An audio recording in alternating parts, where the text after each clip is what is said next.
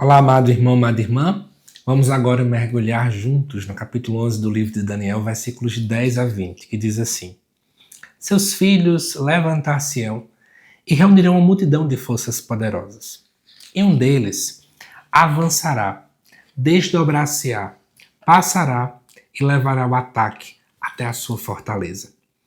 Então o rei do sul, exasperado, partirá em guerra contra o rei do norte, o qual recrutará imensa multidão. Mas a multidão será entregue em suas mãos. Sendo aniquilada essa multidão, seu coração se exaltará. Ele fará cair dezenas de milhares, mas não crescerá em força. O rei do norte voltará, depois de recrutar multidões mais numerosas que as primeiras. Após alguns anos, ele irromperá com grande exército e abundante equipamento. Nesses tempos, muitos se insurgirão contra o rei do sul. E os violentos dentro do teu povo se levantarão para cumprirem a visão. Mas eles hão de cair. Virá então o rei do norte, o qual construirá terraplenos e se apoderará da cidade fortificada. As forças do sul não o deterão, e nem mesmo a elite do seu povo terá a força de resistir-lhe. O invasor fará o que bem quiser, pois ninguém poderá detê-lo. E se estabelecerá no país do esplendor, levando em suas mãos a destruição. Ele terá em mente conquistar todo o seu reino. Fará um pacto com ele e lhe oferecerá uma dentre suas filhas para arruiná-lo. Mas isto não dará resultado, e ele não conseguirá.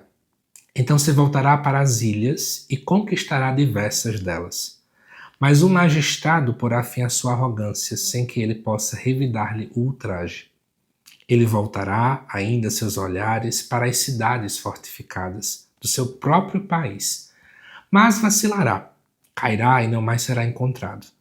Em seu lugar surgirá outro, o qual fará passar um exator pelo esplendor do seu reino. Em poucos dias ele será eliminado, mas não à vista de todos, nem na guerra. Gente, estamos aqui com muitas informações históricas mais uma vez. O capítulo 11 de Daniel é um dos mais históricos de todo o livro.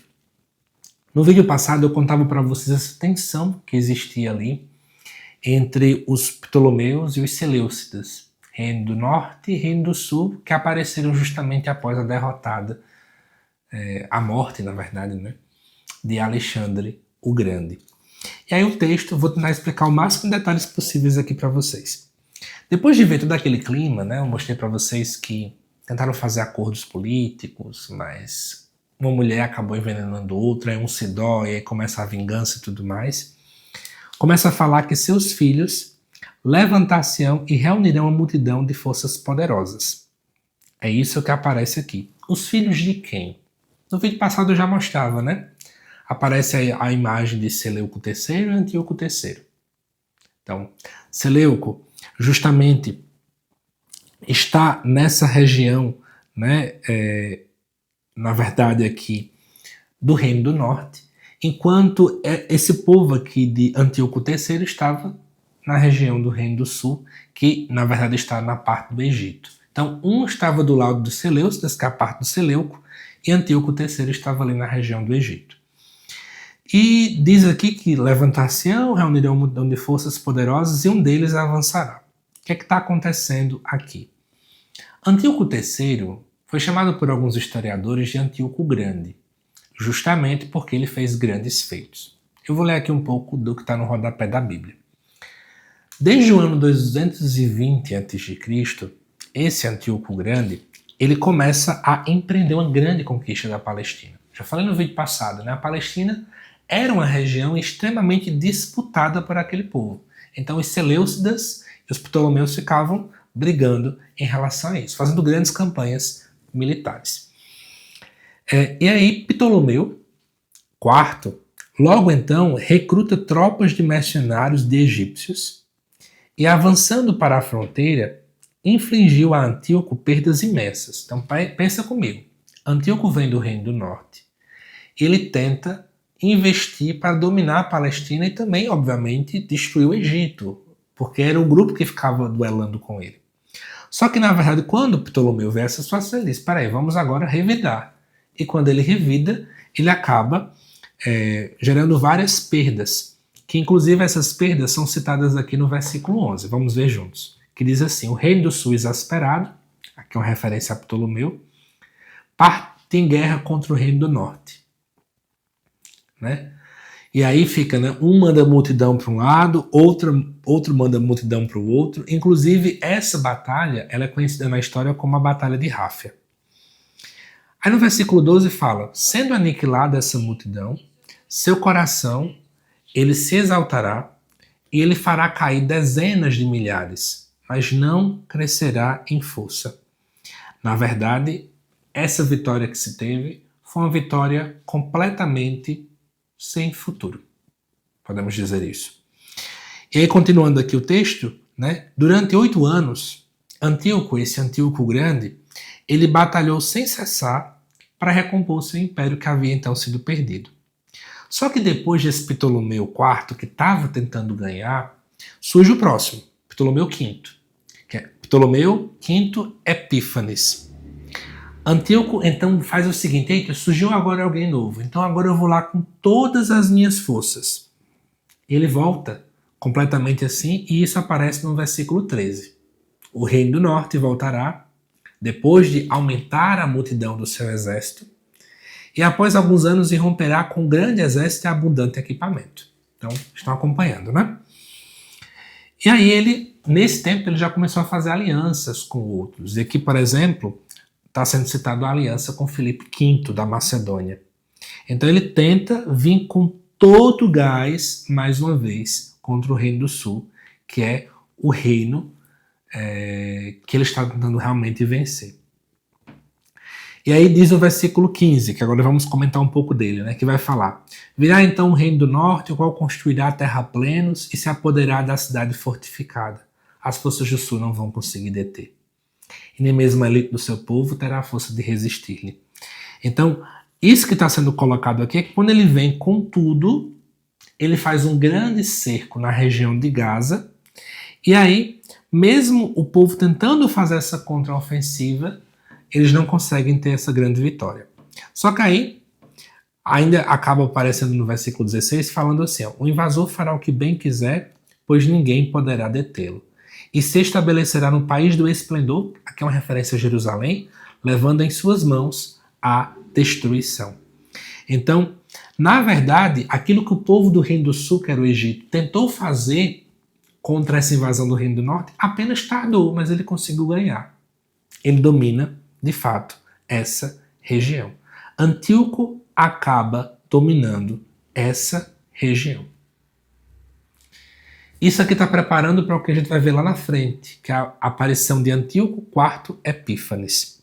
E aí daqui a pouco a gente chega nessa parte, né? E aí vamos continuar então. No versículo 17 vai dizer: ele terá em mente conquistar todo o seu reino. Olha, acabei de vencer, acabei de dominar uma região, qual é a minha estratégia? Dominar ainda mais.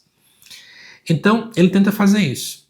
Só que o que é que ele faz? Fará um pacto com ele e lhe oferecerá uma dentre suas filhas. Vamos entender o que aconteceu aqui. Como Antíoco, que já está vencendo, ele começa a pensar: nossa, o Império Romano está começando a crescer. A grande chance é que ele tente intervir aqui nesse poder que eu já tenho.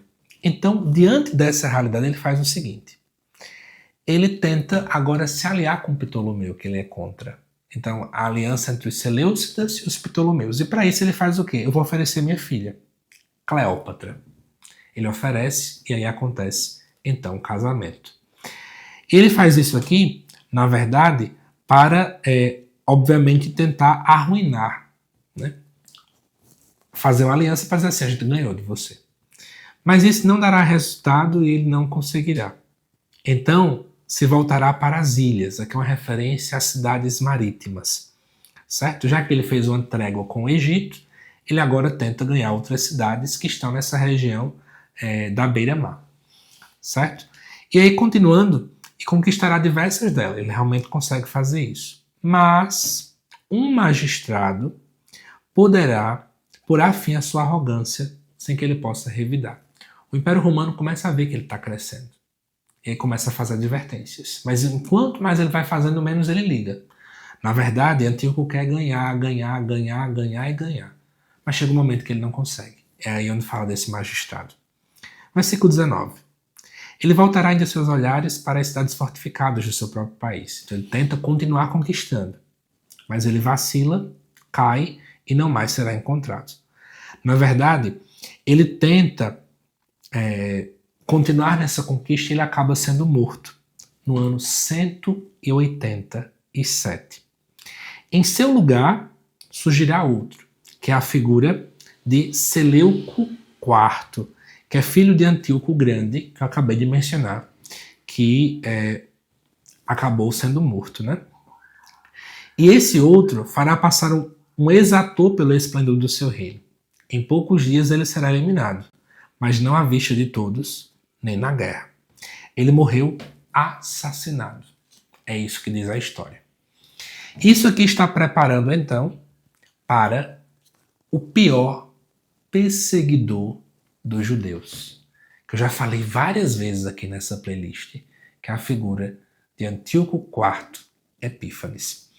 Eu sei que são muitos dados históricos, mas eu estou tentando mostrar para vocês que é muita coisa que está acontecendo por trás, o que torna esse livro um livro tão difícil. Mas em resumo, o que a gente está começando aqui a ver, aquilo que já aconteceu já em vídeos passados, né? Interesses. Faz aliança, gera casamento, quer dominar, quer conquistar. Isso cada vez mais vai acontecendo dentro dessa realidade. Mas agora, nos próximos vídeos, vamos ver, no próximo vídeo em particular, aquele que foi o pior perseguidor dentro do contexto do Antigo Testamento, Antíoco IV Epífanes. Nós vamos ver juntos o que foi que esse homem fez para ser tão odiado. E por que não dizer ser um dos personagens ou inimigos centrais dentro de todo o livro de Daniel. Eu aguardo você nos próximos vídeos.